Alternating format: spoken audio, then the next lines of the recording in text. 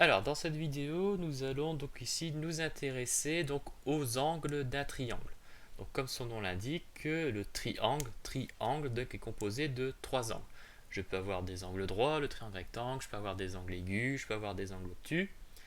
Ça, voilà, il n'y a pas de généralité à ce niveau-là. Mais par contre, tous les triangles qui existent dans le monde possèdent une même propriété au niveau de leurs angles. C'est cette propriété que nous allons utiliser ici dans ce chapitre. Donc voilà, je viens de tracer donc ici sur GeoGebra un triangle, je peux le modifier, je peux bouger, etc. Et donc j'ai mes trois angles, un en rouge, un en bleu et un en vert. Je vais essayer de démontrer une propriété concernant ces trois angles. Notamment, le fait que l'angle rouge, je vais pouvoir le repérer à un autre endroit. Alors si vous voyez sur la figure, j'ai également mis des droites en pointillés.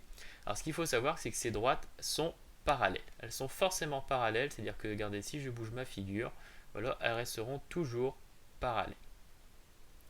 Donc ça c'est très important, mes droites sont bien parallèles. Si je m'intéresse à l'angle rouge, je vais pouvoir le retrouver à un autre endroit, je vais pouvoir le retrouver exactement ici. Et si vous voyez sur votre figure, vous voyez que l'angle rouge, j'ai mis un petit codage pour dire que c'est le même. Pourquoi ce sont le même? Et bien si vous regardez bien, vous avez H qui est ici, qui est une séquente, avec les deux droites en pointillés qui sont venues en rouge également et qui sont parallèles. Ces deux angles qui sont en rouge sont des angles qu'on a vus qui sont des angles alternaternes. Et comme ils sont formés avec des droites parallèles, et bien ces deux angles sont égaux. C'est-à-dire que l'angle rouge qui est ici dans mon triangle, je le retrouve donc ici en haut. De la même façon, l'angle vert, je vais le retrouver également de l'autre côté ici. Pareil avec une séquente et deux droites qui sont parallèles. Donc il fait exactement la même mesure de l'autre côté, donc je retrouve ici l'angle vert. Et maintenant, si je fais apparaître l'angle rouge et l'angle vert, je remarque en haut que mes trois angles, mis les uns à côté des autres, forment un angle plat. Et un angle plat est égal à 180 degrés, ce qui va nous mener à cette nouvelle propriété qui veut dire que dans n'importe quel triangle, vraiment ça peut être dans tous les triangles qui existent, la somme des mesures des angles de ce triangle est toujours égale à 180 degrés. C'est quelque chose de très important à retenir et ça marche dans n'importe quel triangle. Si vous avez un triangle où la somme de ces angles est égale à 200 degrés, il y a une erreur quelque part, forcément. On est toujours exactement égal à 180 degrés. Alors voilà, dans le cours, donc on a complété la propriété, donc il faut retenir vraiment, pas par cœur, mais qui va vraiment nous être très utile pendant tout le reste donc, du cycle. Donc la somme des mesures des angles dans un triangle est égale à 180 degrés. Il n'y a vraiment aucune exception, n'importe quel triangle, tous ces angles, lorsque je vais les additionner, ça donnera exactement 180 degrés. Et donc voilà, maintenant vous allez voir comment faire pour utiliser cette propriété pour calculer des mesures d'angle. Donc voilà l'exemple, vous avez un triangle ABC et vous connaissez deux angles, il faut calculer le troisième. Donc ici je connais l'angle centré en A, l'angle centré en C, il me manque donc ici l'angle centré en B, donc l'angle ABC. J'ai commencé donc avec la rédaction. Alors la rédaction, je vais devoir la revoir dans vos cahiers d'exercice, dans vos interros, dans vos DS, etc.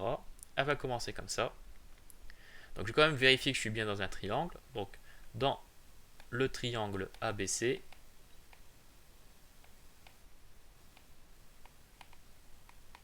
d'après cette propriété donc, qui s'appelle donc la somme des angles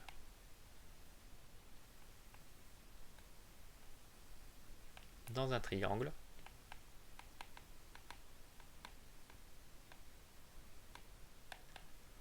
on a.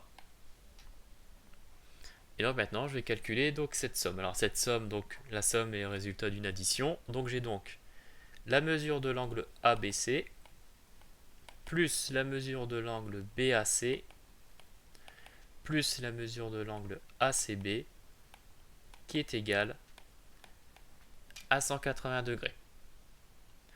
Et maintenant, je vais pouvoir commencer mes calculs. Alors, première étape, j'ai remplacé par ce que je connais. Donc, ABC, je ne connais pas, je recopie. Donc, la mesure de l'angle ABC plus l'angle BAC qui fait 78 degrés plus ACB qui fait 40 degrés.